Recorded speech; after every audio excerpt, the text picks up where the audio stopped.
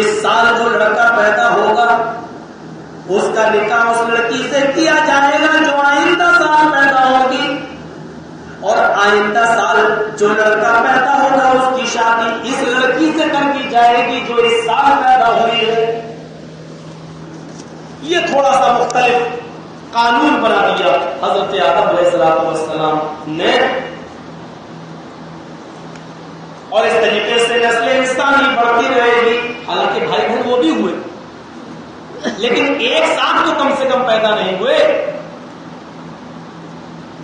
آگے چل کر نیم بدلنا تھے، لیکن نسل انسانی کو بڑھانا تھا، اس کے لیے طریقہ نافذ کر دیا گیا۔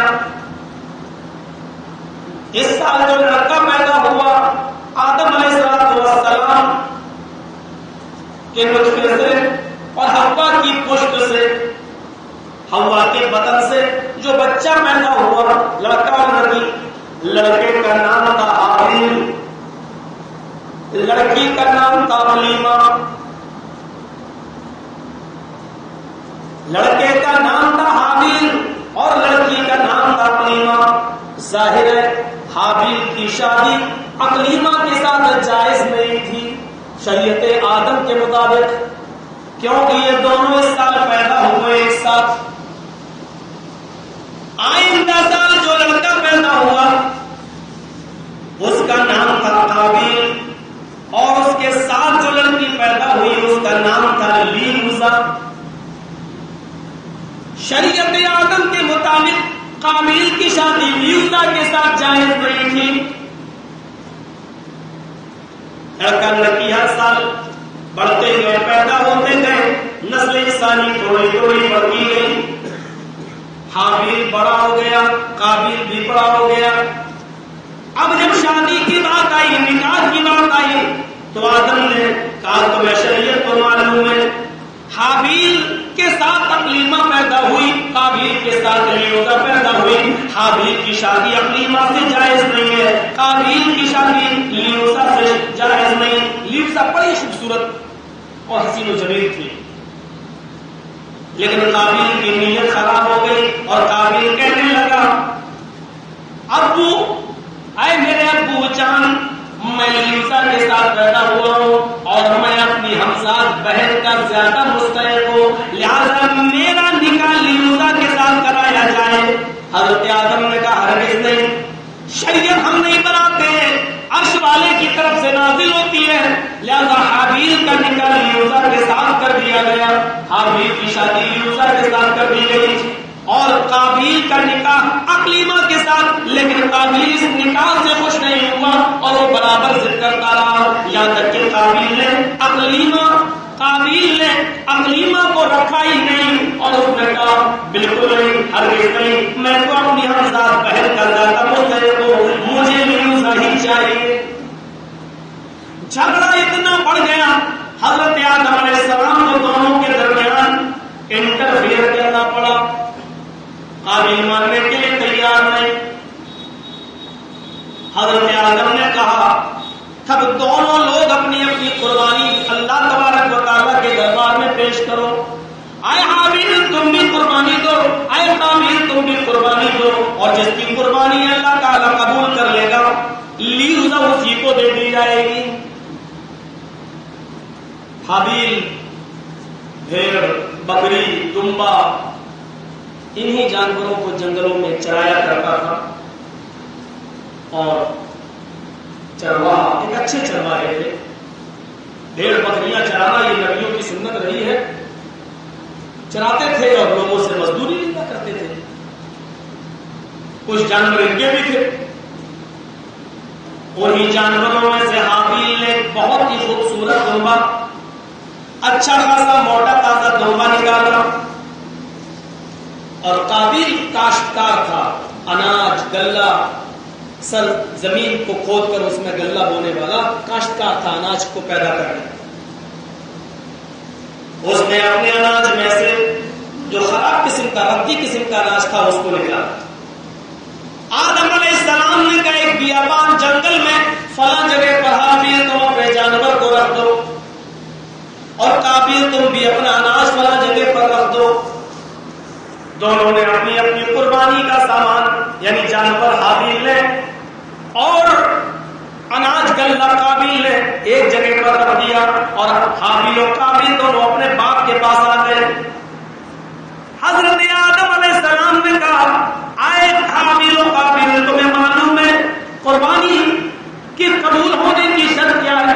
یہ کیسے مانا جائے گا کہ قربانی کس کی قبول ہوئی؟ اس زمانے میں یہ رواج تھا کہ جو قربانی دیا کرتا تھا وہ قربانی کے جانور کو یا کسی بھی چیز کو جس کی وہ قربانی دے رہا ہے سامنے رکھ دیا کرتا تھا، اور آسمان سے ایک آگ آیا کرتی تھی، وہ آگ اس چیز کو جلا کر راکھ کر دیا کرتی تھی۔ جب وہ چیز جل جایا کرتی تھی تو یہ سمجھ لیا جاتا تھا کہ اس کی قربانی قبول ہو گئی۔ حابیل نے بہترین قسم کا دمبا نکالا، قربانی کے لیے رکھ دیا، انتظار کرنے لگا کہ آسمان سے کوئی آگ آئے، دیکھے میرا جانور جلاتی ہے یا اس کا گلہ جلاتی ہے۔ جس کی چیز جل جائے گی لیوزا اسی کو دے دی جائے گی، اسی کے ساتھ لیوزا کا نکاح ہو جائے گا۔ یہاں پر ہمارے بعض مفسرین اختلاف کرتے ہیں۔ تفسیر قرطبی میں آیا ہے، تفسیر قرطبی جو عربی زبان میں بہت مشہور تفسیر کی کتاب ہے، قرآن کی تفسیر، آسمان سے ایک آگ آئی اور اس آگ نے حابیل کے جانور کو جلا دیا اور وہ جل کر راکھ ہو گیا۔ آدم علیہ السلام نے کہا حابیل کی قربانی قبول کر لی گئی اور یہ لیوزا حابیل کو دی جائے گی کیونکہ قربانی حابیل کی قبول ہو گئی۔ لیکن دوسرے مفسرین نے تھوڑا سا اختلاف کیا ہے۔ تفسیر حاصل، تفسیر مدارک میں یہ لکھا ہوا ہے کہ آسمان سے آگ نہیں آئی، جو لوگ آ رہے ہیں وہ پیچھے بھی آتے ہیں کیونکہ آگ رامتا کر دیا ہے، نہیں جو لوگ آ رہے ہیں وہ پیچھے بھی آتے جائیں، اندر جگہ خالی ہے، پیچھے بیٹھے اندر آ جائیں، اور جو لوگ پیچھے ہیں ان کو چاہیے کہ جو لوگ بعد میں آ رہے ہیں ان کو آگے بھیج دیا جائے۔ تو میرے بھائی سنیے، تفسیر خازن اور تفسیر مدارک وغیرہ میں یہ لکھا ہوا ہے کہ آسمان سے آگ نہیں آئی بلکہ تیز ہوا چلی، اور اس کو ذرا ذہن میں رکھیے گا، تیز ہوا چلی اور وہ تیز ہوا حابیل کے دمبے کو اڑا کر لے گئی، حابیل کے دمبے کو زندہ آسمان کی طرف لے گئی، اور دمبا تھوڑی دیر کے بعد اوجھل ہو گیا، اڑتا گیا جیسے گیس والا غبارہ ہوتا ہے، اس کو چھوڑ دو تو وہ اڑتا رہتا ہے، پھر وہ ہماری آنکھوں سے اوجھل ہو جاتا ہے۔ حابیل کا وہ دمبا اڑتا گیا اور تھوڑی دیر کے بعد وہ آنکھوں سے اوجھل ہو گیا۔ تفسیر خازن اور مدارک میں لکھا ہے اور فتح القدیر میں لکھا ہوا ہے کہ آدم علیہ السلام نے فرمایا حابیل تمہارے جانور کو اللہ تعالیٰ نے قبول کر لیا، اور ہوا اس کو اڑا کر لے گئی، اور حابیل کا یہ جانور جنت کے اندر داخل کر دیا گیا ہے اور جنت کے اندر کھا رہا اور پی رہا ہے، تمہاری قربانی قبول ہو گئی۔ جیسے ہی حابیل نے یہ سنا کہ میری قربانی قبول ہو گئی، شکرانہ ادا کیا، اللہ تعالیٰ کا شکر ادا کیا، اور لیوزا حابیل کو دے دی جاتی ہے، اور لیوزا کا نکاح حابیل سے کر دیا جاتا ہے۔ قابیل اس انسلٹ کو برداشت نہیں کر سکا، اور کچھ دنوں کے بعد اس نے موقع پایا، اور موقع پا کر قابیل نے اپنے بھائی حابیل کا مرڈر کر دیا اور حابیل کو ختم کرنے والا مانا، حابیل کا انتقال ہو گیا۔ جناب محمد رسول اللہ صلی اللہ علیہ وسلم قتل کی جتنی بھی داستانیں سنایا کرتے تھے، قتل کے جتنے بھی واقعات بیان کیا کرتے تھے، تو قاتل کے بارے میں بیان کرنے کے بعد اور قتل کے بارے میں بیان کرنے کے بعد فرمایا کرتے تھے کہ دنیا میں جب بھی کسی کا قتل ہوگا اور کوئی قاتل جس کو مارے گا، جو قاتل جس کا قتل کرے گا، قاتل کو جتنا گناہ پڑے جتنا عذاب پڑے گا اتنا ہی عذاب قابیل کو بھی دیا جائے گا، کیونکہ قتل کی شروعات قابیل نے کی ہے، قتل کی شروعات قابیل سے ہوئی ہے۔ دنیا میں جتنے بھی قتل ہوں گے ان کا گناہ قاتلوں کو جتنا ملے گا اتنا ہی گناہ قابیل کو بھی ملتا جائے گا، کیونکہ قتل کا موجد قابیل ہے۔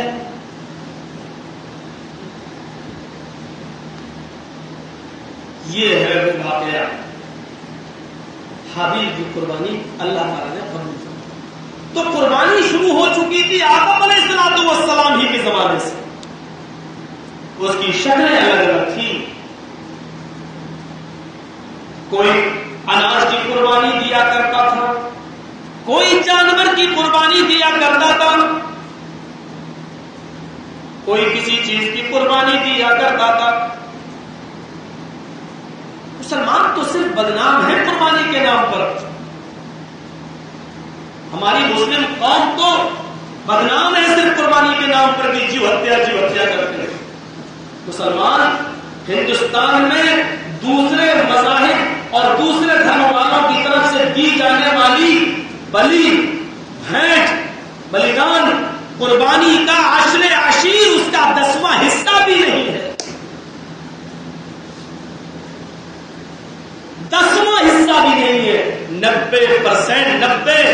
90% تو جو بلی جو بھینٹ دوسرے لوگ کرتے ہیں، مسلمان 10واں حصہ بھی نہیں ہے اس کا۔ انٹرنیٹ پر جا کر دیکھو، تلاش کرو، نیپال جا کر دیکھو، کلکتہ جا کر دیکھو، آستھا کے نام پر، بلی کے نام پر، یہ تو انسانیت اب جاگی، ورنہ لوگ بلی کے نام پر تو اپنے بیٹوں تک کو بھینٹ چڑھا دیا کرتے تھے، اپنے بچوں، بلکہ آج بھی کہیں کہیں آستھا کے نام پر جاہلوں کی بستی میں آپ چلے جائیں اور کسی نے کہہ دیا تمہارے 10 بچے ہیں، بچے کو بلی دینا نہیں پڑتا، گھر میں ہمیشہ تمہارے سارے بچے پریشان، تو کسی کی نہیں چلتی ہے، نہ کورٹ میں جج کی، نہ پولیس کسی کی نہیں، اور باپ اپنی بیٹی اور بیٹے کی بلی دے رہا ہے۔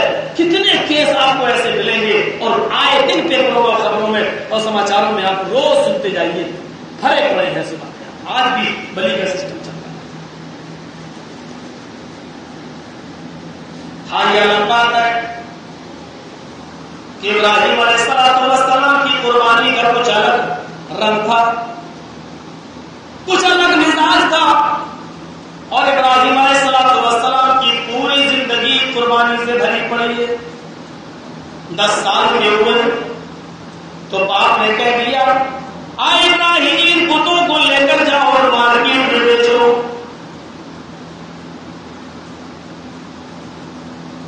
میرے بھائیوں، آپ کو اچھی طرح معلوم ہوگا، اچھی طریقے سے کہ آج سے تقریباً 5200 یا 300 سال پہلے بابل،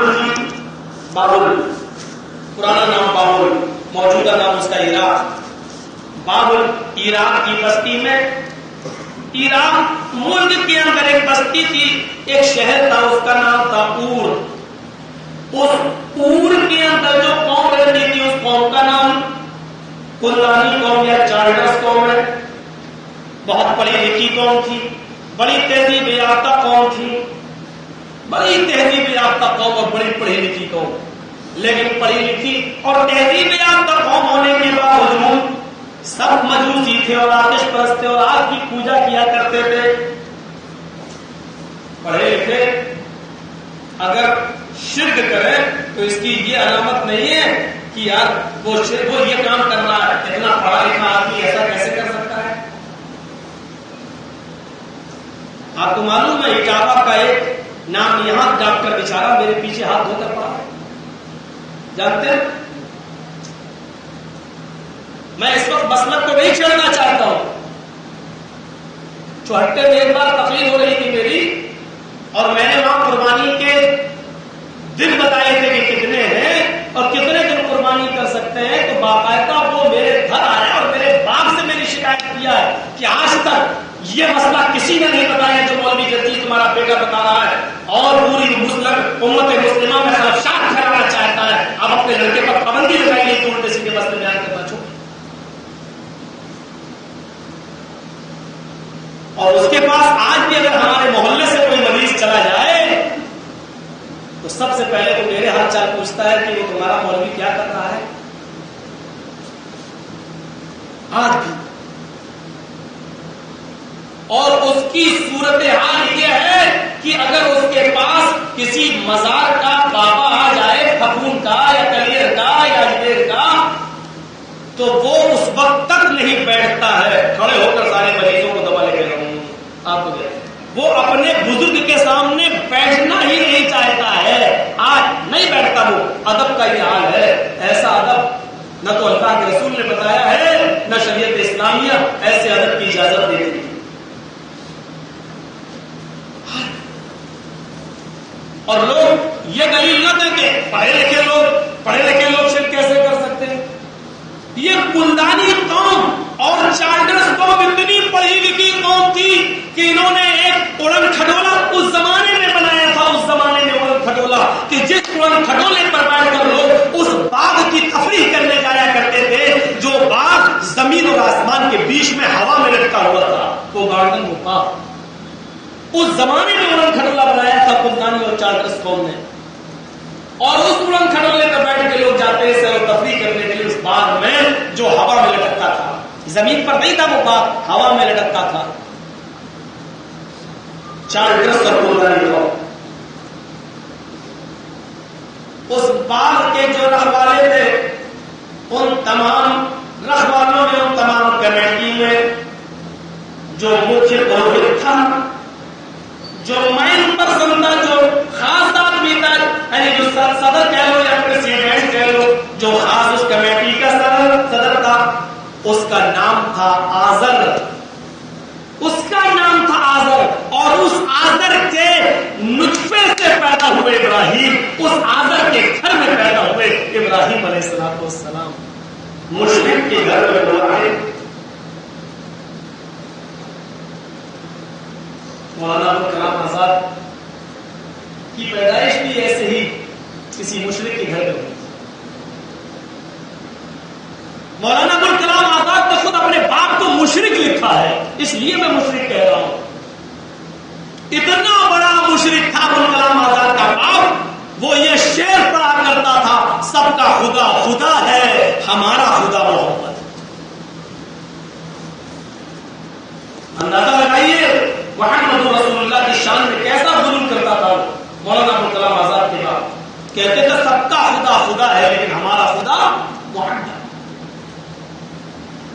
ابوالکلام آزاد لکھتے ہیں گھرانے میں بیٹی پیدائش ہوئی، میں تو بالکل وہ سمجھتا ہوں جیسے آزر کے گھر میں ابراہیم. ان کو قدم قدم پر امتحان دینا پڑا، مجھے بھی قدم قدم پر امتحان دینا پڑا. اس بستی میں، حور کی بستی میں، آزر کے گھر میں، آزر کی پشت سے، آزر کے نطفے سے ابراہیم پیدا ہوتے ہیں، پرورش پانے لگتے ہیں. جب 10 سال کی عمر ہوتی ہے، باپ نے کچھ بتوں کو ایک رسی میں باندھا اور کہتے ہیں ابراہیم ان بتوں کو بازار میں جاؤ اور بیچ کر آؤ. ابراہیم علیہ السلام ان بتوں کو بازار میں لے جاتے ہیں، ان بتوں کو بازار میں لے جاتے ہیں اور بیچتے ہیں، اور یہ کہتے ہوئے گھسیٹتے ہیں ان بتوں کو کون خریدے گا. نہ ہنستے ہیں، نہ روتے ہیں، نہ بولتے ہیں، نہ کھاتے ہیں، نہ پیتے ہیں، نہ چلتے ہیں. میں ان کو گھسیٹ رہا ہوں، کسی کی ٹانگ ٹوٹ رہی ہے، کسی کا پیر ٹوٹ رہا ہے، کسی کا سر ٹوٹ رہا ہے، کسی کی پیٹھ ٹوٹ رہی ہے، لیکن کوئی چیز بھی نہیں سکتا، چلا بھی نہیں سکتا. شکایت آ گئی، تمہارا بیٹا ایاسر ہمارے بتوں کی اور ہمارے معبودوں کی کیسی انسلٹ کر رہا اور توہین کر رہا. مخالفت جب گھر سے ہونے لگے تو سمجھ لو کہ آپ کی دعوت برحق ہے. لوگ شکایتیں لے کر جب ماں باپ تک پہنچنے لگے تو سمجھ لو کہ آپ کی دعوت حقانیت کی دعوت ہے، سچائی کی دعوت ہے. ابراہیم علیہ السلام نے اپنے بیٹے کو ابراہیم کو مارا پیٹا تو کہا میں تو صحیح تو کہہ رہا ہوں، ابو یہ کہاں بولتے ہیں؟ 10 سال کا بچہ کیا بولے، کہاں بولتے ہیں؟ کیسے ہمارے خدا ہو سکتے ہیں، کیسے ہمارے معبود ہو سکتے ہیں؟ تو بول نہیں سکتے، ہماری مدد کیسے کریں گے؟ اپنی فطری جو اس کی سمجھ ہے اس انداز سے اپنے باپ کو سمجھا رہا ہے، اور باپ کا وہی جواب، بیٹے یہ مذہب کا معاملہ ہے، آستھا اور وشواس کا معاملہ ہے، اس میں منہ نہیں چلایا جائے، جو کہا جائے مان لو۔ دھیرے دھیرے بیٹا تھوڑا اور بڑا ہوتا ہے اور بڑا ہوتا ہے، 25 سال 26 سال 30 سال کی عمر ہوتی ہے، بھٹک رہے، گلی گلی جا رہے، میں نے اپنے باپ سے پنگا مول تو لے لیا، یہ ہمارے معبود نہیں ہو سکتے، آخر کوئی تو ہمارا معبود ہوگا، یہ دنیا لایانی تو نہیں ہے، چلو آج ہم اپنے معبود تک پہنچ کر ہی رہیں گے، کون ہے ہمارا معبود؟ رات کے اندھیرے میں سونے کے لیے بستر میں جاتے ہیں، چمکتا ہوا ٹمٹماتا ہوا ستارہ دیکھتے ہیں، کہتے ہیں یہ ستارہ چمک رہا ہے، یہ روشنی دے رہا ہے، یہی ستارہ میرا رب ہے۔ وہ ستارے کو دیکھا تو چیخ اٹھے، ھذا ربی، یہی میرا رب ہے۔ تھوڑی دیر کے بعد ستارے کا ٹمٹمانا بند ہو گیا، تھوڑی دیر کے بعد ستارہ اوجھل ہو گیا۔ ابراہیم علیہ السلام کہتے ہیں ستارہ جب اوجھل ہو گیا تو یہ رب کیسے ہو سکتا ہے؟ لیکن کوئی تو رب ہوگا۔ اب چاند براجمان ہے، چاند دکھائی دے رہا ہے، چاند چمک رہا ہے، وہ چاند کو دیکھ کر ابراہیم علیہ السلام چیخ اٹھتے ہیں، ھذا ربی، ستارہ میرا رب نہیں، چاند میرا رب ہے۔ ایک بات سن لیجیے، یہ شرک نہیں ہے۔ ابراہیم علیہ السلام کا رب کہاں ہے؟ معبود نہیں کہا تھا، یہ نہیں کہا تھا ھذا الہی، یہ نہیں کہا تھا کہ یہی میرا خدا ہے، یہی میرا پروردگار ہے، یہی میرا معبود ہے۔ معبود نہیں ہے، رب میں اور معبود میں فرق ہوتا ہے۔ رب ہر اس شخص کو کہا جا سکتا ہے جو پرورش کر رہا ہے۔ میرے لیے میرے ماں باپ میرے رب ہیں۔ رب کا معنی ہوتا ہے پرورش کرنے والا، لیکن رب مجازی، اگر یہاں آپ نیت میں فرق کر لیں گے اور ایسا رب مانیں گے جو پوری دنیا کو بیک وقت پال سکتا ہے تو آپ مشرک ہو جائیں گے۔ لیکن صرف اپنا پالنے والا میرے باپ، مجھے پال پوس کر بڑا کس نے کیا؟ میرے باپ نے، تو آپ کہہ رہے ہیں کہ یہ میرے باپ ہیں، یعنی رب مجازی ہیں، تو آپ مشرک نہیں ہیں، مشرک نہیں ہیں۔ ہاں، رب حقیقی اللہ ہے۔ اللہ نے میرے باپ کو دیا اور میرے باپ ذریعہ بنے میری پرورش کا، تو باپ رب مجازی، لیکن حقیقی رب میرا رب ہے، میرا پروردگار ہے۔ اگر وہ میرے باپ کو پیدا نہ کرتا تو مجھے کون پالتا؟ اگر وہ میرے باپ کو کھلا پلا کر پال پوس کر بڑا نہ کرتا تو مجھے کون کرتا؟ اس لیے رب حقیقی اللہ ہے، رب مجازی ہمارے ماں باپ بھی ہے۔ حضرت ابراہیم نے کہا یہ میرا خدا ہے، یہ میرا معبود ہے۔ ابراہیم علیہ السلام نے کہا یہ ستارہ یہی میرا رب ہے، یعنی کھانے پینے کا سامان یہی دیتا ہے، یہی میرا رب ہے۔ لیکن ستارہ ڈوب گیا تو چاند دکھا، چاند کو کہنے لگے ھذا ربی، یہی میرا رب ہے۔ لیکن چاند بھی جب اوجھل ہو گیا اور صبح جب سورج اپنے آپ و تاب کے ساتھ چمکتا ہے اور سورج کے آکار کو دیکھا یہ کافی بڑا ہے، تو ابراہیم علیہ السلام چیخ پڑے چاند بھی ہمارا رب نہیں، ھذا ربی ھذا اکبر، یہی میرا رب ہے اور یہ سب سے بڑا ہے، یہ سب سے بڑا ہے، یہی میرا رب ہے، سب سے بڑا ہے۔ لیکن شام کو سورج بھی ڈوب گیا، کہنے لگے میرا رب سورج بھی نہیں ہو سکتا ہے، نہ چاند نہ ستارہ نہ سورج ڈوب جائے وہ رب کیسے ہو سکتا ہے؟ میرا رب تو وہ ہے جو مجھے بھی کھلاتا ہے، میرے ماں باپ کو بھی کھلاتا ہے اور ساری کائنات کو بیک وقت کھلاتا ہے۔ پہچان گئے میرا رب تو وہ ہے جس نے زمین و آسمان کو پیدا کیا ہے، میرا رب تو وہ ہے جو چاند کو نکالتا بھی ہے اور غروب بھی کرتا ہے، ستاروں کو نکالتا بھی اور غروب بھی کرتا ہے، سورج کو نکالتا بھی اور غروب بھی کرتا ہے۔ ابراہیم علیہ السلام کو 24 گھنٹے نہیں لگے اور اپنے حقیقی رب کو پہچاننے، اپنے حقیقی مولا کو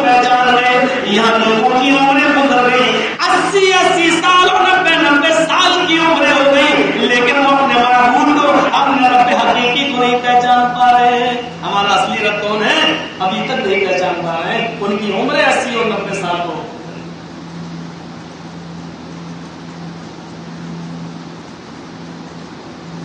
عمر تھوڑی اور آگے بڑھتی ہے, عمر تھوڑی اور آگے بڑھتی ہے. ابراہیم علیہ السلام نے دیکھا آج ہمارے شہر میں عید ہے, عید سارے لوگ میلے میں جا رہے ہیں. میلے میں آزر دیکھا بیٹے آئے ابراہیم کیا تم بھی میلے میں چلو گے؟ چلو آج میلہ ہے, آج ہماری عید ہے. ابراہیم علیہ السلام کہتے ہیں انی سقیم, میں بیمار ہوں, میں میلے میں نہیں جا سکتا, میں بیمار ہوں, میں میلے میں نہیں جاؤں. آزر نے اپنے بیٹے ابراہیم کو گھر میں چھوڑ دیا. سارے لوگ میلے میں چلے گئے. ابراہیم علیہ السلام اپنے بستر سے اٹھتے اور سیدھے ماربل میں بدھ خانے میں گھس جاتے ہیں. اور وہ لوگ جن بتوں کی پوجا کرتے تھے, عبادت کرتے تھے, سارے بتوں کو اپنی کلہاڑی سے توڑ دیتے ہیں. توڑ دیا, کسی کی گردن, کسی کا ہاتھ, کسی کا پیر, اور سب سے بڑے بدھ کو باقی چھوڑ دیا. اور اسی کے گلے میں کلہاڑی لگا اور چلے آئے بستر پہ. بستر پر لیٹ گئے.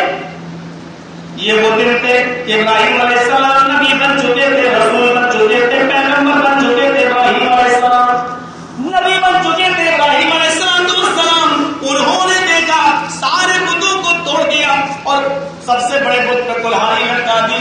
چلے آئے بستر پر لیٹ گئے. جب کافر لوگ اپنے اپنے بتوں کے پاس اپنے ماربل کھانے میں گھستے ہیں, دیکھا کسی کا پیر کٹا ہے, کسی کا ہاتھ کٹا ہے, کھانا رکھا ہے لیکن کوئی نہیں کھا نہیں رہا ہے, پانی رکھا ہے لیکن کوئی پی نہیں رہا ہے. یہ کیا منظر ہے؟ کس نے توڑا ہے, کس نے کاٹا ہے, کس نے پرکھچی اڑائے ہیں ہمارے معبودوں کا, یہ حال کس نے کیا ہے؟ پھر لوگوں کی نظر پڑتی ہے سب سے بڑے بت پر. یہ دیکھو یہ حضرت تو یہاں لکھتی, کیا ہوگا؟ ارے کلہاڑی ان کے گلے میں ہے, لیکن یہ کیسے مار سکتے ہیں؟ یہ تو اتر بھی نہیں سکتے تو مار کیسے سکتے ہیں؟ یہ تو کلہاڑی اٹھا نہیں سکتا تو چلا کیسے سکتا ہے؟ نہیں, یہ کوئی چال ہے, کوئی پلاننگ ہے, کوئی منصوبہ ہے. کون کر سکتا ہے؟ آواز آئی اسی معبد میں, وہی بدھ خانے میں ایک نوجوان ہے جس کا ذکر جو ہمارے معبودوں کو اکثر برا بنا کہتا رہتا ہے. اسمہ ابراہیم, اس کا نام ابراہیم ہے, لہذا ابراہیم کو بلایا جائے. آزر بھی اسی میں موجود ہے. بلاؤ, میرا بیٹا تو بیمار ہے, وہ کیسے توڑے گا؟ ابراہیم علیہ السلام کو بلایا جاتا ہے. ابراہیم علیہ السلام سے پوچھا جاتا ہے یہ دیکھ رہے ہو کیا حال ہے؟ ابراہیم علیہ السلام کہتے ہیں بہت برا ہے. کس نے کیا؟ کس نے کیا؟ ارے یہ تمہارے بتوں کو کس نے توڑا؟ وہ کہنے لگے ارے یہی تو سوال کرنے کے, یہی تو میرا ہے, اور تمہیں اسی لیے یہاں بلایا گیا کہ پوچھا جائے ہمارے بتوں کو کس نے توڑا. ابراہیم علیہ السلام دیکھتے ہیں, کہتے ہیں کہ ارے کلہاڑی تو ان کے گلے میں لٹکی ہے, ان سے پوچھ لو, انہوں نے توڑا ہوگا. آئے ابراہیم تم جانتے ہو کہ وہ بتوں کو نہیں توڑ سکتے. اچھا توڑا نہیں ہوگا تو توڑنے والے کو دیکھا تو ضرور ہوگا. کون گھسا ہے, کس نے ایک طرف سے کلہاڑی چلائی ہے, پوچھو تو ان سے. کہ ابراہیم تم اچھی طریقے سے جانتے ہو کہ یہ بت بول نہیں سکتے. یہی چیز سننا تھی, یہی چیز سننا تھی. ابراہیم کو فوراً جواب دیتے ہیں جب یہ بول نہیں سکتے, توڑنے والے کو پکڑ نہیں سکتے, بتوں کو توڑنے کے لیے کوئی مندر تک تمہارے معبد تک گھس گیا ہے, اس کے باوجود یہ روک نہیں سکتے ہیں اور یہ اپنے آپ کو بچا نہیں سکتے ہیں. تو پتا چل گیا تمہیں نے توڑا, تمہارے بڑے نے توڑا, کلہاڑی کی گلے میں لٹکی ہوئی ہے, تمہارے بڑے نے توڑا. ابراہیم علیہ السلام چونکہ نبی بن چکے تھے اس لیے امام بخاری نے باب باندھا باقاعدہ کہ یہ جھوٹ نہیں تھا. ابراہیم علیہ السلام نے کہا یہ تمہارے بڑے نے توڑا تو بڑے کے ساتھ یہ نہیں کہا کہ تمہارے بڑے بت نے توڑا, یہ کہا تمہارے بڑے نے توڑا, کیونکہ نبی مقام و مرتبے میں سب سے بڑا ہوتا ہے. حضرت ابراہیم کا اشارہ اپنی طرف تھا تمہارے بڑے نے توڑا, یعنی مقام و مرتبے کے لحاظ سے بزرگی کے لحاظ سے میں بڑا ہوں, میں اللہ کا نبی ہوں, پیغمبر ہوں, تم سب میں افضل ہوں, اس لیے تمہارے بڑے نے توڑا یعنی میں نے توڑا. ابراہیم علیہ السلام کی نیت یہ تھی جھوٹ نہیں بولے, یہ کہا تمہارے بڑے نے توڑا یعنی یہ میں نے توڑا.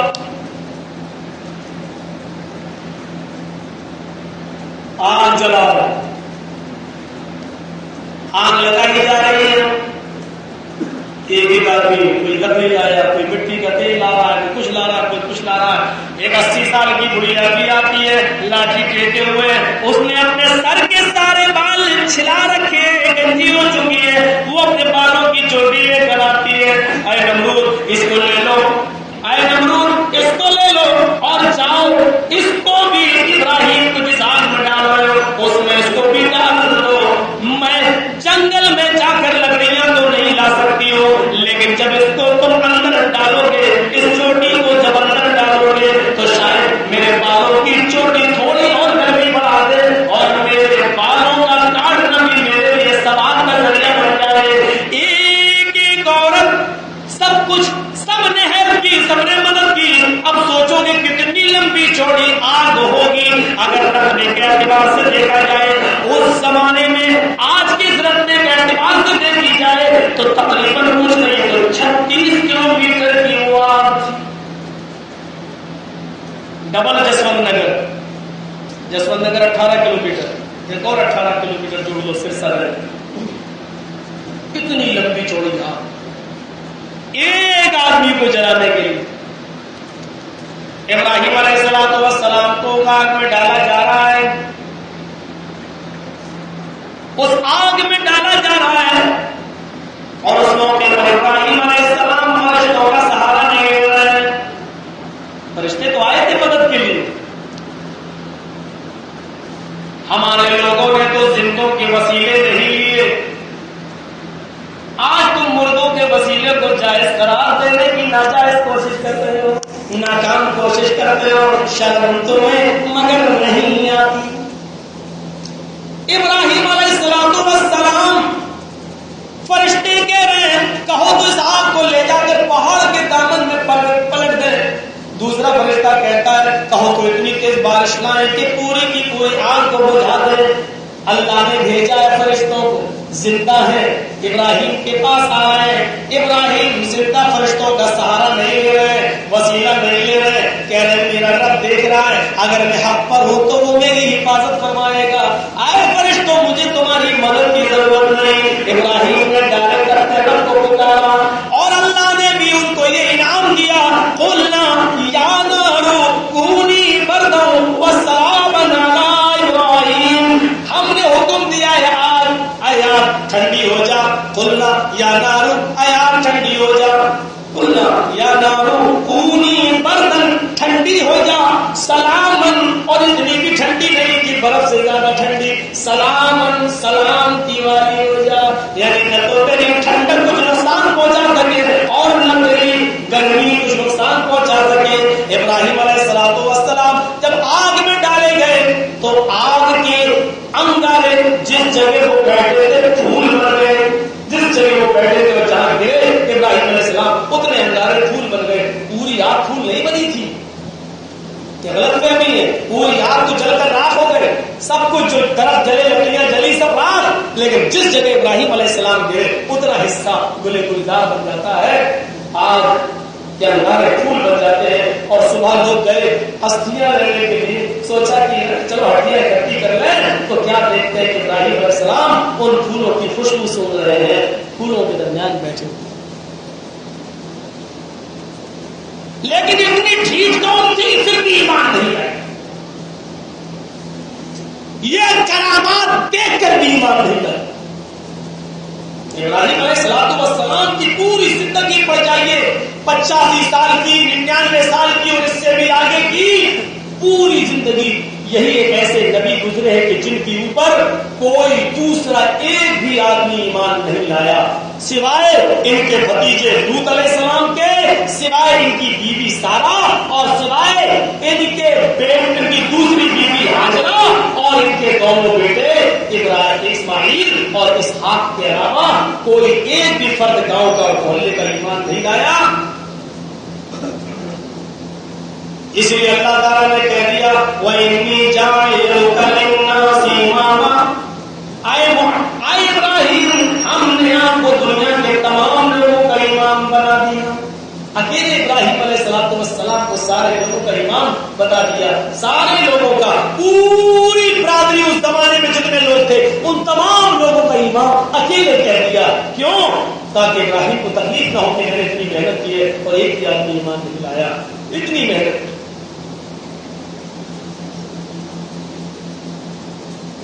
اس پہ آدمی کو ناراض نہیں ہونا چاہیے اور دین کا کام نہیں چھوڑ دینا چاہیے۔ ایک بھی آدمی ایمان نہیں لایا ابراہیم علیہ السلام پر، ایک۔ اللہ تعالیٰ نے ساری انسانیت کا امام ان کو کہہ دیا وَإِنِّي جَاعِلُكَ لِلنَّاسِ إِمَامًا، ہم نے آپ کو تمام لوگوں کا امام بنا۔ اور ایک جگہ امت، خود ابراہیم علیہ السلام کو امت کہہ دیا، اے ابراہیم تم اکیلے پوری امت کے برابر۔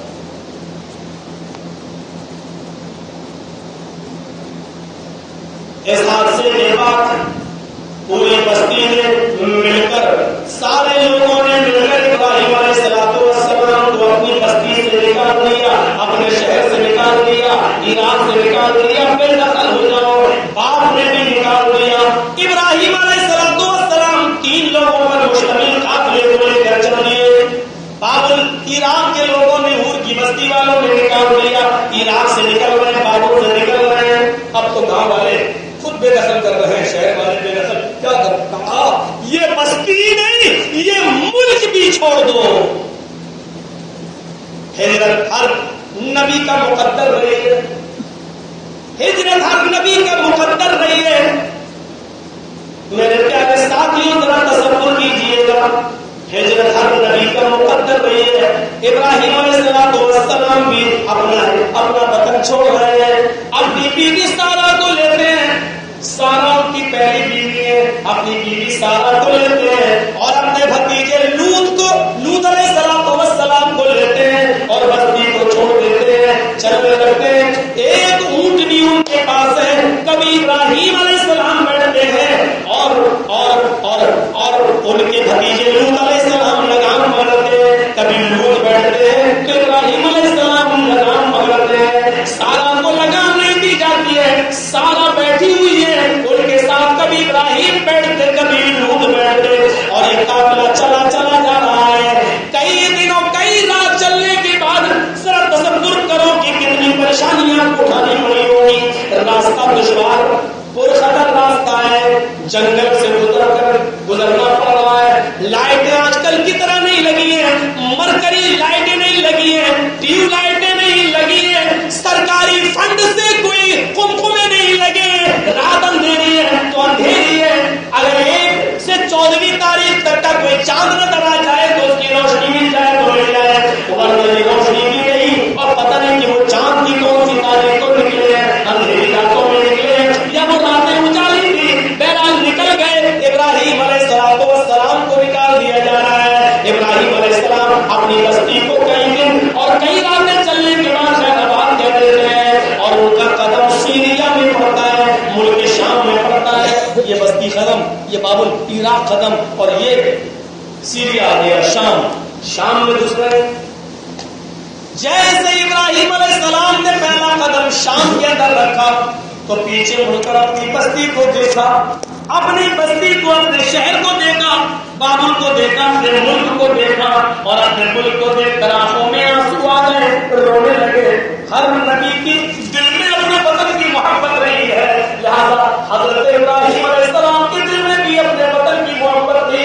اپنے ملک کو چھوڑا، اپنے شہر کو دیکھا، اپنے ملک کو دیکھا، اور چیخ اٹھے انی ذاہب الی ربی سیہدین، او میری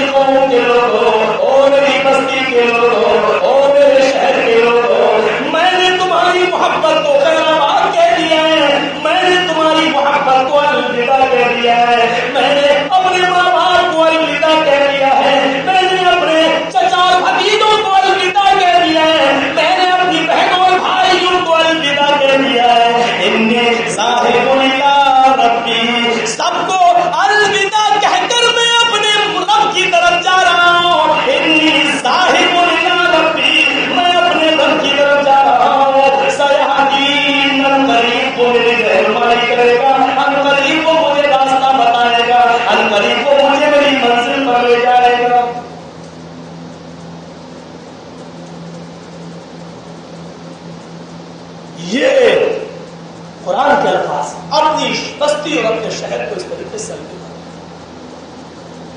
اور پھر آگے بڑھ جاتے ہیں. اس ملک میں بھی چین نہیں ملتا، بلا کی خوبصورت ہے سارا. ابراہیم کی پہلی بیوی اس ملک کے بادشاہ نے بھی، ملک شام کے بادشاہ نے بھی نظر خراب کر لی اور کہا جاؤ یہ تمہاری کون ہے؟ ابراہیم سے پوچھا. یہاں پر بھی ابراہیم علیہ السلام جھوٹ نہیں بولتے. پوچھا اے ابراہیم یہ کون ہے؟ کہا تیرے عورت ہے. اور کون؟ ارے عورت تو ہے لیکن رشتے میں تمہاری کیا لگتی ہے؟ کون ہے؟ ابراہیم علیہ السلام نے کہا یہ میری بہن ہے. یہاں پر بھی ابراہیم علیہ السلام کی نیت کو بڑا دخل تھا. امام بخاری رحمۃ اللہ علیہ نے لکھا ہے یہ بھی جھوٹ نہیں تھا، بیوی کو بہن کہہ دیا. ایک تو مصلحت تھی، وقت اکیلے ہیں اور یہ ہم اگر کہہ دیتے بیوی تو یہ بری نظر ڈال کر پکڑ کے لے جاتا. چونکہ بھائی کی غیرت بہن کے لیے بڑی حساس ہوتی ہے اور کسی بھائی کے سامنے اگر کسی کی بہن کی بے عزتی کی جائے تو بھائی یہ غیرت برداشت نہیں کر پاتا ہے اور پٹک دیتا ہے یا خود مر جاتا ہے، لیکن اپنی جیتے جی اپنی زندگی میں اپنی بہن کو بدنام نہیں ہونے دیتا یا اس پر قلم نہیں لگنے دیتا. اس لیے مصلحت کا میری بہن ہے. لیکن امام بخاری دوسرا ہی نقطہ نکالتے ہیں. وہ کہتے ہیں ابراہیم علیہ السلام نے خود بات میں بیان کیا کہ چونکہ ساری عورتیں اسلامی نقطۂ نظر سے اور ایمانی رشتے سے آپس میں بہنیں ہی لگتی ہیں، میں نے ان کو ایمانی بہن کہا تھا، میں نے ان کو مذہبی بہن کہا تھا. ساری دنیا کے انسان آپس میں بھائی بھائی ہے تو ساری دنیا کی عورتیں ایمانی رشتے سے ہماری بہنیں ہوئی ہے. ابراہیم علیہ السلام نے کیا ایمانی رشتہ بیان کیا، یہ ہمارے رشتے میں بہن لگتی ہے، یعنی یہاں دل میں یہ ہمارا ایمانی رشتہ ہے ان کے ساتھ بہن. لیکن اس کے باوجود بادشاہ نے ان پر غلط نظر ڈالی اور ہاتھ ان کی طرف بڑھایا. جیسے ہاتھ بڑھایا سارا نے دعا کیا اللہ میں نے آج تک تیرے دین کی کبھی نافرمانی نہیں کی. جب سے ابراہیم نبی بنے میں ان کے نقشے قدم پر چلی اور ان کے بتائے ہوئے راستے پر چلی. اگر میرے شوہر پر حق ہے اور میں دین پر ہوں تو میری حفاظت فرما. اللہ تعالیٰ نے بادشاہ کے ہاتھ کو شل کر دیا، ایسے بس وہی ہو گیا، آگے نہیں بڑھ پاتا تھا. کہنے لگا سارا میرے لیے دعا کرو، تم اس عذاب سے مجھے بچا سکتی ہو. انہوں نے دعا کی، بادشاہ کا ہاتھ پھر ٹھیک ہو گیا. لیکن اس نے دوبارہ نیت خراب کی، پھر بڑھایا پھر شل ہو گیا. اس نے دوبارہ گزارش کی پھر ٹھیک ہو گیا. پھر تیسری بار اس نے ہاتھ بڑھایا پھر شل ہو گیا. کہنے لگا کہ یقین مانیے اب میں چھوڑ دوں گا، اب میں کچھ نہیں کروں گا. لہٰذا حضرت ابراہیم نے پھر تیسری بار دعا کی اور وہ صحیح ہو گیا اور بادشاہ نے بھی اپنا وعدہ نبھایا، جانے دیا. ابھی ابراہیم تھوڑی دور پہنچے تھے، پھر بلایا اس بادشاہ نے اور فرمایا کہ میری ایک لوٹی ہے، اس لوٹی کو لے جاؤ، تمہاری اس بیوی سے بچے نہیں ہوتے ہیں. ابراہیم میں اپنی لوٹی کو میں دے رہا ہوں، اس لوٹی کو تم قبول کر لو، چاہو تو اپنی لوٹی بنا لو کہ آزاد کر کے ان کو اپنی بیوی بنا لینا. مولانا صفی الرحمان صاحب مبارک پوری نے تمام لوگوں سے اختلاف کرتے ہوئے، تمام مفسرین سے اور تمام شارحین حدیث سے اختلاف کرتے ہوئے لکھا ہے. سب لوگ ایک طرف، لیکن صفی الرحمان صاحب مبارک پوری جن کی کتاب اول نمبر پہ آئی تھی الرحیق المختوم، پوری دنیا کے سیرت کے مقابلے میں جو مبارک پور اعظم گڑھ کے رہنے والے تھے، اللہ تعالیٰ ان کو جنت الفردوس میں جنت الفردوس عطا فرمائے، جنت کے اندر اعلیٰ مقام میں ان کو رکھے اور جگہ دے. سارے شارحین حدیث سے ایک طرف، لیکن مولانا صفی الرحمان مبارک پوری کی تحقیق اکیلے ایک طرف انہوں نے لکھا ہے کہ وہ بادشاہ کی لونی نہیں تھی بلکہ وہ بادشاہ کی بہن تھی. اس بادشاہ نے اپنی بہن حاجرہ، وہ حاجرہ جو تھی اس بادشاہ کی بہن تھی اور اس نے اپنی بہن حاجرہ دے دی. کہا ابراہیم اس کو چاہو تو اپنی لونی بنا لو، میں نے تمہیں گفٹ دے دیا ہے. لیکن ابراہیم علیہ السلام نے حاجرہ کو قبول کر لیا اور تھوڑی دور چلے ان کو آزاد کر دیا اور آزاد کرنے کے بعد ان سے نکاح کر لیا. یعنی حاجرہ کو لونی نہیں رکھا بلکہ ان کو اپنی بیوی بنا لیا. پھر میرے بھائیوں یہ دعا تو وہ برابر مانگا ہی کرتے تھے، رب حبلی من الصالحین، لیکن اللہ تعالیٰ نے ان کو 85 سال تک سارا سے کوئی بیٹا نہیں دیا. اب حاجرہ ان کی بیوی ہے اور حاجرہ ملک شام کے اندر ہے. لہٰذا ابراہیم کی دعاؤں میں روانی گئی اور یہ دعا بھی مانگ رہے ہیں، یہ دعا بھی جاری ہے.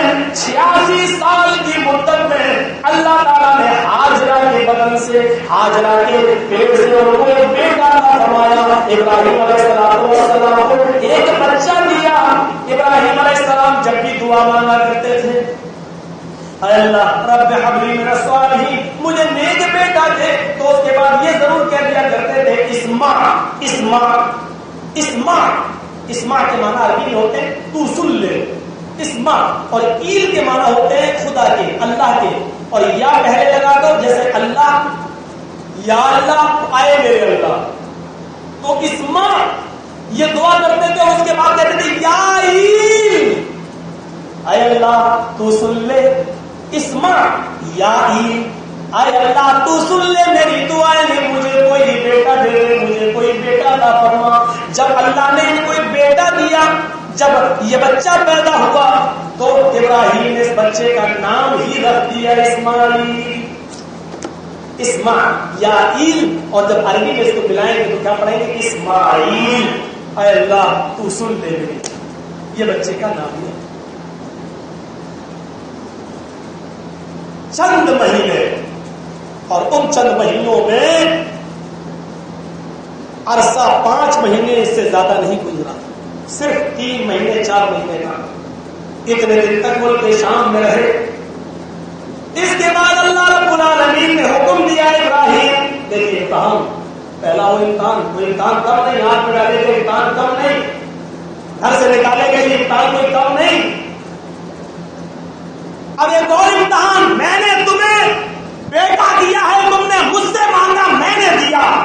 اے ابراہیم اب میرا حکم ہے، یہ نہیں میری تمہاری بیوی ہاجرہ ہے، پرانی تو سارا ہے، سارا کے ساتھ تم جاؤ، کہیں بھی رہو، جہاں میں بھیجوں وہاں جاؤ، لیکن ہاجرہ کو اور اس دودھ پیتے بچے کو جو میں نے ہاجرہ کے پیٹ سے دیا ہے تمہیں، اس کو ایک بیابان جنگل میں چھوڑ کر آؤ. اور یہ جنگل جزیرۃ العرب کے اندر ہے، جاؤ جنگل کے اندر بیابان میدان میں چھوڑ کے آؤ. ابراہیم علیہ السلام اپنی بیوی ہاجرہ کو لیتے چل دیتے. سارا کو شام میں نے دیا، ہاجرہ کو لے کے چلتے ہیں. ابھی ہاجرہ کو نہیں معلوم کہ یہ کہاں لے جا رہے.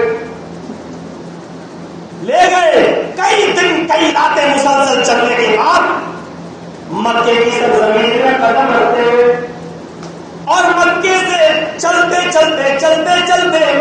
اس جگہ پر پہنچ جاتے ہیں جہاں آج پانی کا چشمہ جاری ہے، جس کو زمزم کے نام سے یاد کیا جاتا ہے. یہ سب آبادی پہلے مینا کے اندر تھی، اسی میدانی مینا میں لے جاتے ہیں، اور وہیں پر جہاں زمزم کا چشمہ جاری تھا یہاں اپنے اس بچے کو چھوڑ دیتے ہیں. ہاجرہ کے پاس جو چادر تھی جو اوڑھ کر ہو گئی تھی، وہی چادر کو زمین پر بچھا دیتی ہے، اور وہی چادر پر اپنے بیٹے کو لیٹا دیتی ہے، اور تھوڑی دیر آرام کرتی ہیں، تھوڑی دیر اس چادر پر بیٹھتی ہیں، اپنے بچے کی طرف دیکھتے ہیں. ابراہیم بھی وہیں بیٹھے ہوئے ہیں. ابھی سے ہو رہا ہے، اے ابراہیم کیا یہی ہم رہیں گے یا آگے بڑھیں گے؟ فرمایا اسی جگہ پر تمہیں رہنا ہے.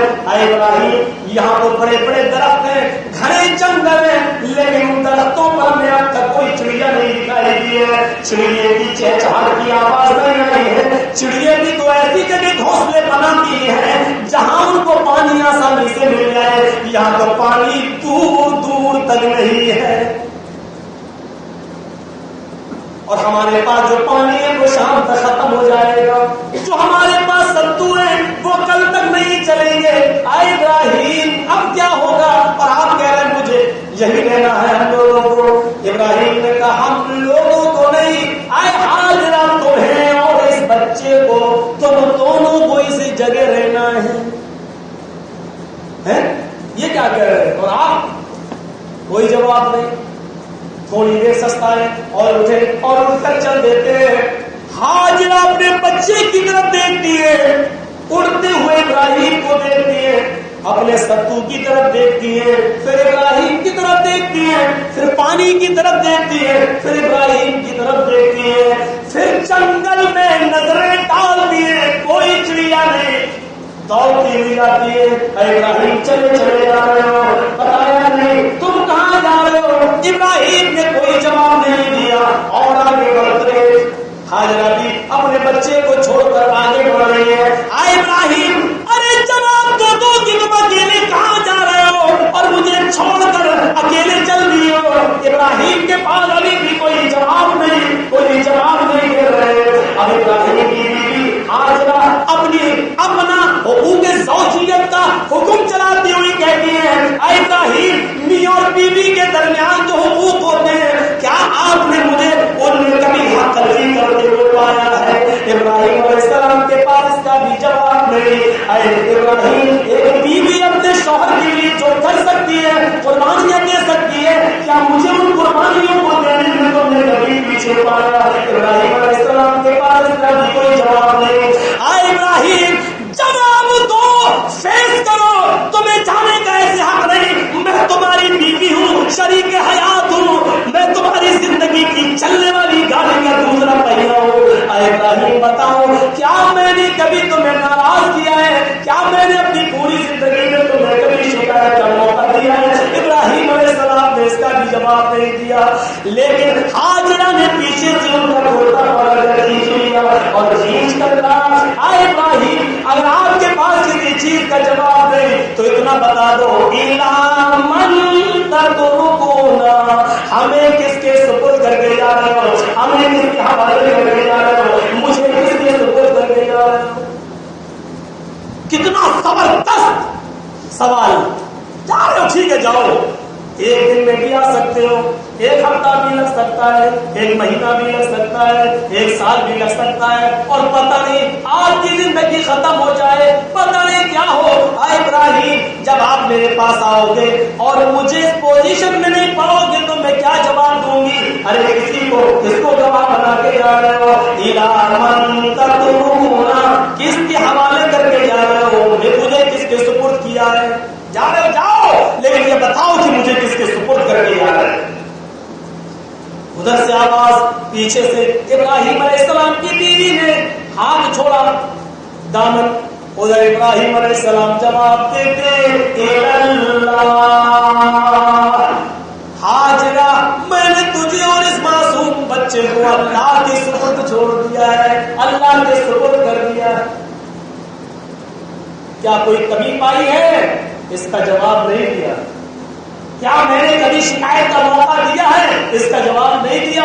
لیکن جب پوچھا ابراہیم بتاؤ مجھے کس کے سپرد کر کے جا رہے ہو، تو توحید کا سوال تھا، جواب بھی توحید بھرا تھا۔ اللہ، اے ہاجرہ میں نے تجھے بھی اور اس بچے کو دونوں کو میں نے اللہ کے سپرد چھوڑ۔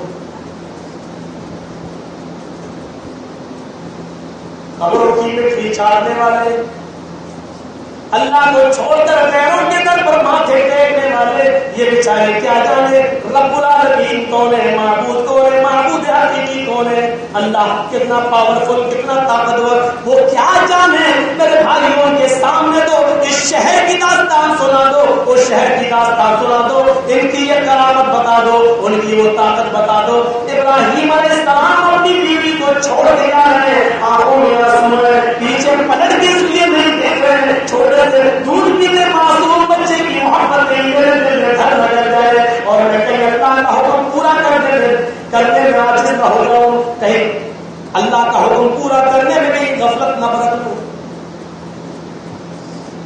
میرے ساتھیوں،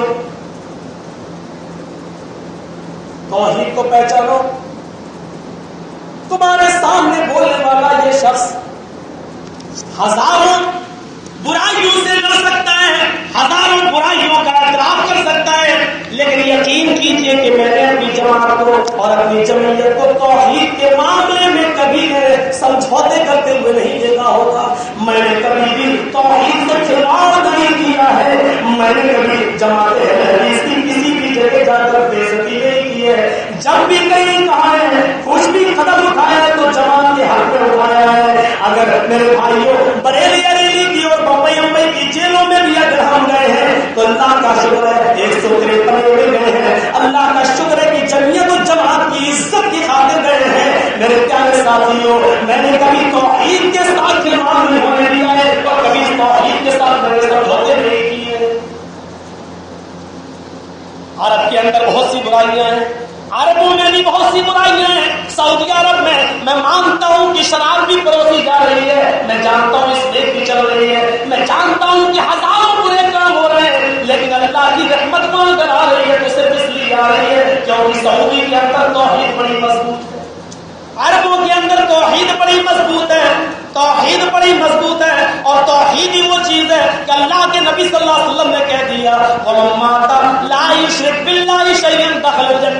अगर कोई आदमी मर गया और वो इस हाल में मरा कि वो अल्लाह के साथ किसी को शरीक नहीं करता था, तो आए लोगों मुझे भी कसम है अपने इज्जत व जलाल की। अल्लाह के नबी फरमाते हैं कि अल्लाह फरमाता है अगर मेरा बंदा मरा मरने के बाद लेकिन उसने अपनी जिंदगी में शिर्क नहीं किया, हजारों गुनाह किए हैं, कसम है मुझे अपनी इज्जत व जलाल की, मैं अपने बंदे को हजारों गुनाह करने पर अगर उसने तौबा नहीं की है तो मैं जहन्नम की सजा जरूर दूंगा, लेकिन जहन्नम की सजा देकर मैं उसको निकाल कर जन्नत में दाखिल जरूर करूंगा, इसलिए कि मेरे बंदे ने मेरे साथ किसी को शरीक नहीं किया है, मेरे साथ शिर्क नहीं किया है। अम्मा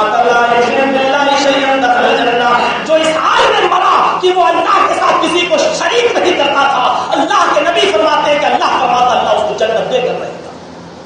गुनाह किए हैं तो उसकी सजा पहले देगा, अगर तौबा नहीं किया है वो, और तौबा किया है तो ये बंदे और अल्लाह के दरमियान का मामला है। वो कहता है मेरे बंदो मेरे साथ जमीन और आसमान भर कर भी अगर गुनाह लाए, गुनाह का कष्ट लेकर आए और दरिया लेकर आए, लेकिन अल्लाह के साथ किसी को शरीक नहीं किया और तुमने मुझसे तौबा किया तो मैं तुम्हारे सारे गुनाह माफ कर दूंगा, और शिर्क की भी अगर मरने से पहले तौबा कर ली तो शिर्क भी माफ कर दूंगा। लेकिन अगर शिर्क की हालत में मर गए तो हजारों नेकियां, हजारों हज, हजारों रोजे और रमजान के महीने की तरावियां और सब बेदारियां करके आए हो, लेकिन शिर्क की हालत में आए हो तो हम तुम्हें माफ नहीं करेंगे, तो मैं दोज़ख में दाखिल करूंगा।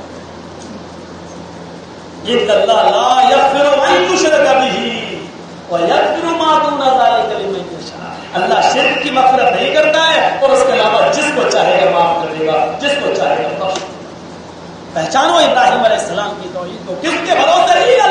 अल्लाह के। नेक बीवी थी, एक ही साल रही थी इब्राहिम के साथ, ज्यादा से ज्यादा 1.5 साल 2 साल रही थी इब्राहिम के साथ। अभी तक तो वो मुल्क के शाम के बादशाह की बहन थी या लौटी थी, उसको वही माहौल मिला था।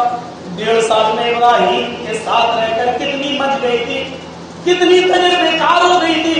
जब उसने ये सुना कि मेरे शौहर ने कहा अल्लाह के सुपुर्द कर दिया, तो उसने पीछे से दामन छोड़ दिया। कहती है इब्राहिम जाओ जाओ, जहां जाना चाहते हो जाओ। इब्राहिम अब मुझे चिंता नहीं है, अब मुझे फिक्र नहीं है।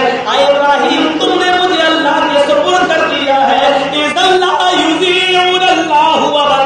कुरान का बात देखिए, इब्राहिम जिस हस्ती के हवाले आपने मुझे किया है, अब वो हमें ज़ाये नहीं करेगा, अब वो मुझे बर्बाद नहीं करेगा।